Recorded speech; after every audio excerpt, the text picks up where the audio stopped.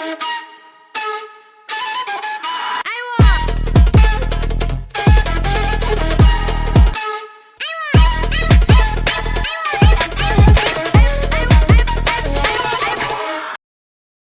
says that he's gotten too worked up and must have punched him all the way to the Andromeda scenario. Beong looks angry. Dokja thinks that he is at the Dakugamu, just like Gak, and this is Jung Hyuk's real self. Dokja is scared, so he casually asks if there is such a scenario. Dokja thinks that he can feel that Jung Hyuk has become much stronger with the growth of his channel, and he doesn't have his consent about what he did.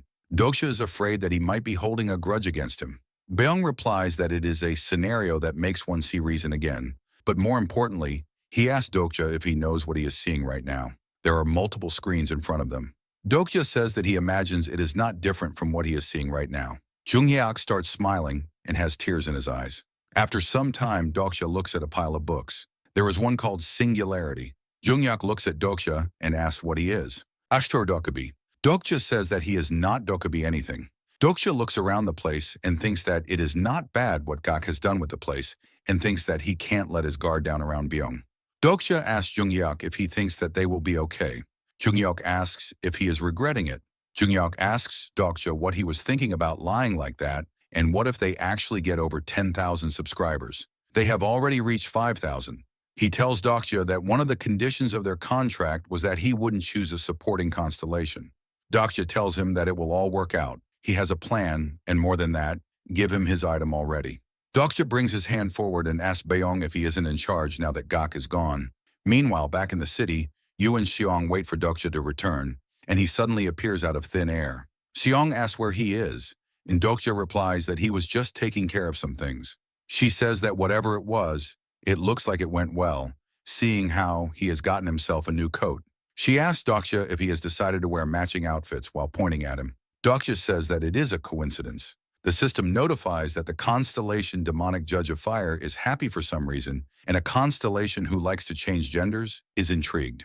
Dokja thinks that he actually wanted a black one. He looks at Xiong and thinks that he is still pissed. Dokja remembers that Jung Hyuk told him that some other colors are out of stock.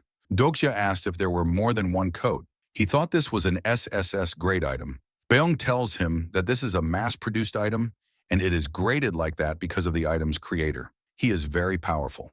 Dokja thinks that he picked the Infinite Dimension Space Coat for its storage capacity, but he doesn't think it is worthy of being SSS grade. The system displays all the information about the Infinite Dimension Space Coat, and it is made by a mass producer, a cost-tailored item for Ruris. Despite being a mass-produced item, it was given SSS grade for mysterious reasons. It is designed in consideration of the special roars who can't activate their attribute window. The substage storage feature is in effect in the coat's inner pocket, but of course, be mindful in using it as there is limited storage space. Dokja remembers that Mass Producer is a constellation that is popular with roars. If they made it, then it made perfect sense why it is being graded like that. Dokja looks at Xiong and wonders if he is okay. He seems to be recovering just fine. Dokja looks at Xiong and tells her that they should get out of there before Yu wakes up. While traveling, Xiong asks Dokja if these plant monsters are edible and how he can even cook something like that. Dokja replies that they don't have any food, so there's no other choice. The system notifies them that the Tier 7 plant monster, Yanisa, is looking at them. Dokja cuts down the plant monster and starts sprinkling some seasoning on it before cooking it on a stove. Xiong says that it looks delicious. Dokja tells her to wait until it is done and drink this before she eats. He has boiled the sap from the root. He tells her that they have to drink this before eating the stem of the Yanisa. Xiong takes a large bite of the meat and tells Dokja that it is amazing. She tells him that he could start his own restaurant, and Dokja tells her to slow down. The system notifies that the constellation Lazy Wednesday's Eye is curious about how his cooking tastes. A royal nurse who has lost her sense of taste is jotting down his recipe, and a few constellations who love cooking are interested in his cooking. Xiong asks Dokja if it is okay to leave Yu with that woman. She's the Poison Beauty, and she asks Dokja if they can trust her. Dokja remembers that he told Poison Beauty to take Yu to Gabang. She would find the military base of the 56,003 Division there, and there would be a sad-looking soldier waiting for her. Dokja remembers that in other regressions, where she wasn't infected, SE was known as the Sage of Medicine instead of the Poison Beauty. Dokja tells Xiong that Poison Beauty isn't a bad person at heart. It is because of the parasite that she's like that. Xiong is lying on the ground near them. Dokja thinks that perhaps Yu will again be known as the Sage of Medicine in this round. Dokja looks at Xiong and tells her that he knows she is awake, so come over and have some food, but there is no response from her. He says she must be asleep. He says that there won't be any left for her then, and says that this part tastes like short ribs. S quickly sits up and tells him to wait. She is embarrassed that her stomach is growling. Dokja looks at S and tells her if she's done eating, she should get up. She gets up and tells him that her stomach is annoying. She tells him that she is going for a walk and leaves some of the meats for him to eat later. S quickly starts eating. Dokja is smiling as he tells her to slow down. She says that it is very delicious. Dokja thinks that she's definitely the S that he used to know.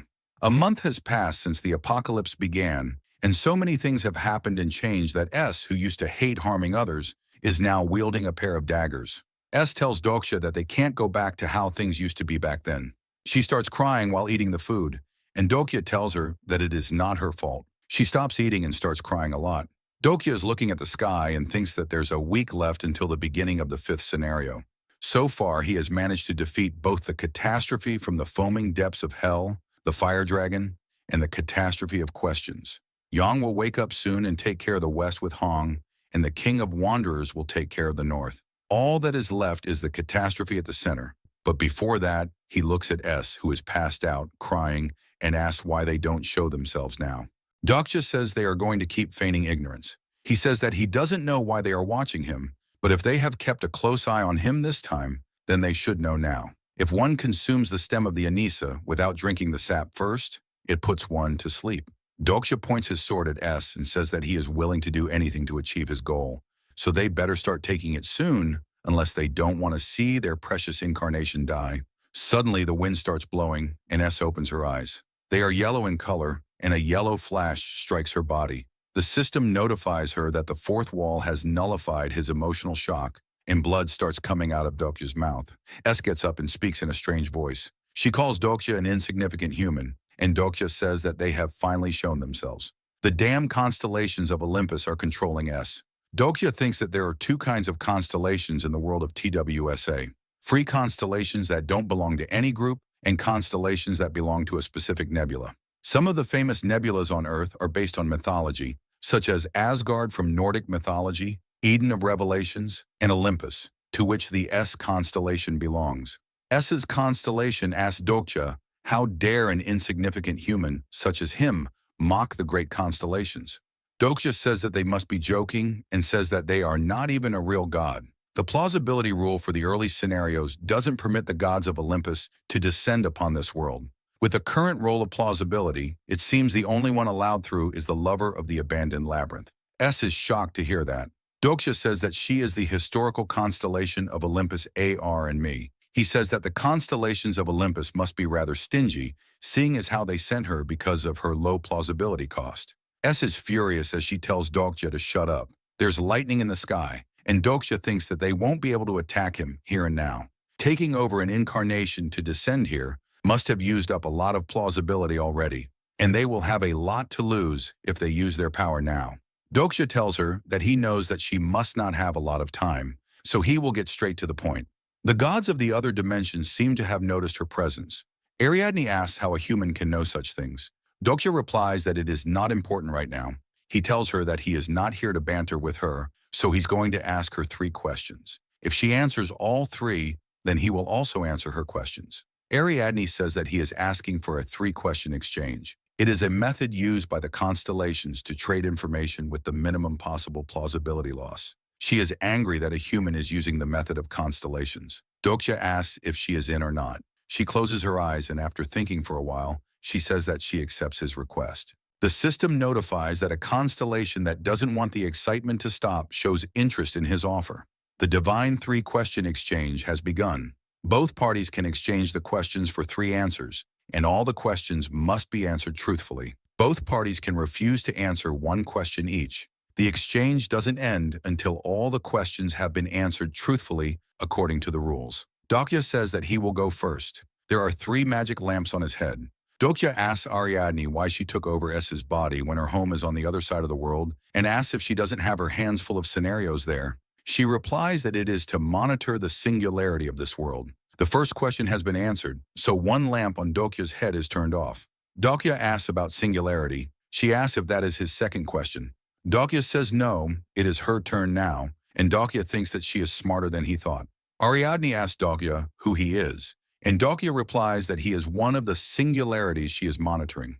One lamp on her head is also turned off as the system notifies her that the constellation lover of the abandoned labyrinth has received her first answer. Ariadne is surprised to hear that and asks how he knew. Dokya starts smiling and says that he guessed he was that singularity. After all, he was just guessing. Ariadne is angry at Dokya. He tells her not to get upset now and asks if this is how one usually plays the game. The system notifies that a constellation who doesn't want the excitement to stop is pleased with his witty answer. Dokya thinks that this is how one gets the most out of the three-question exchange. One has to ask the most useful question during his turn and make the opponent answer their questions. Dokya asks what this singularity is, and she replies that it refers to beings like him. Dokya tells her to give him a proper answer, or they can keep beating around the bush. She says that, in principle, they are beings who appear in the oracle. At first, they didn't intend to monitor him. It was a coincidence that they crossed paths. They were going to monitor something else, beings who destroy plausibility, carrying the burden of destiny on their backs. That is what they refer to as a singularity. Dokya thinks that he gets what a singularity is now. She tells Dokya that if he is satisfied, then it is her turn to ask the question. She asks who he would choose in the upcoming support selection. Dokya is shocked by her question. The system notifies her that a constellation that doesn't want the excitement to stop is awaiting his answer with great interest. Dokya thinks that this is unexpected. The system notifies that the constellation, Prisoner of the Golden Headband, is changing his nickname. And a few constellations who love the Korean peninsula are nervous. Dokya says that he is not going to answer that. He says that it will be no fun if he tells her now who he is going to pick. The system notifies Dokya that he has used his right to refuse, and he can no longer refuse to answer any more questions. Ariadne says that here is her last question. Then she asks Dokya how he knew that they were watching him. Dokya is nervous and thinks that this must have been what they were after all along, because he could have just given them an irrelevant answer had they asked about his identity. Dokya says that he has read a lot of books. He knows all of this because he likes reading a lot of books. Dokya thinks that, seeing as there's no announcement that the question has been answered, he guesses his answer wasn't convincing enough, but he can't tell them about TWSA either. Dokya tells her that in general, Koreans know a lot about their mythology.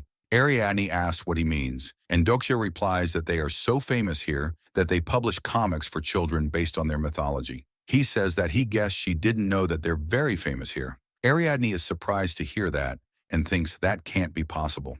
Dokya tells her that the Kraton Labyrinth, the monster who is half human and half beast, her lover who has forgotten about her, is imprisoned on Nao's island. He asks her if he should go on and tell her more, and she tells him to stop. There's an announcement that the constellation, lover of the abandoned labyrinth, has received her third answer, and all three lamps on her head are turned off. Ariadne wonders how a human from this tiny country knows about her fable. Dokya asks the oracle she received what it was about, and she says that she can't tell him that. All three lamps on Dokya's head are turned off. Dokya thinks that he knew this would happen, and he says that the last question is the most important. The system notifies that Ariadne has used her right to refuse, and all answers and questions have been exchanged. The Divine Three-question exchange has ended. Ariadne tells Dokya that she has entertained his insolence because her husband was curious about him, but this is where it ends. There is only one reason why she descended to this world. She says that this is a stern warning from Olympus. Do not meddle in their affairs. They are working to prevent this world from ending, and this woman will become the wall to stop the oncoming tide of destruction. Dokya asks why SGA, and she replies that it is pointless to ask why. Even the three sisters who spin the thread of fate don't know. Dokya clenches his teeth and says that Olympus does blame everything on fate. She tells Dokya that he is in the scenarios. The direction of fate is being turned. All the flow of stars will gather into one place, and the story that decides the fate of the constellations will begin. Dokya asks what she means by that, and asks if she's talking about the Gigant Tamaki. Ariadne says he even knows about that. She tells Dokya that he never ceases to surprise her, but he will never fully understand, as he is a mere puppet. At the moment, lightning strikes in the sky, Thanks for watching. Everyone, I hope you enjoyed it, and if you did, don't forget to like and subscribe to stay updated. And hey, drop a comment if you have thoughts or new ideas or just want to say hi. I'd love to hear from you. Until next time, take care and stay awesome.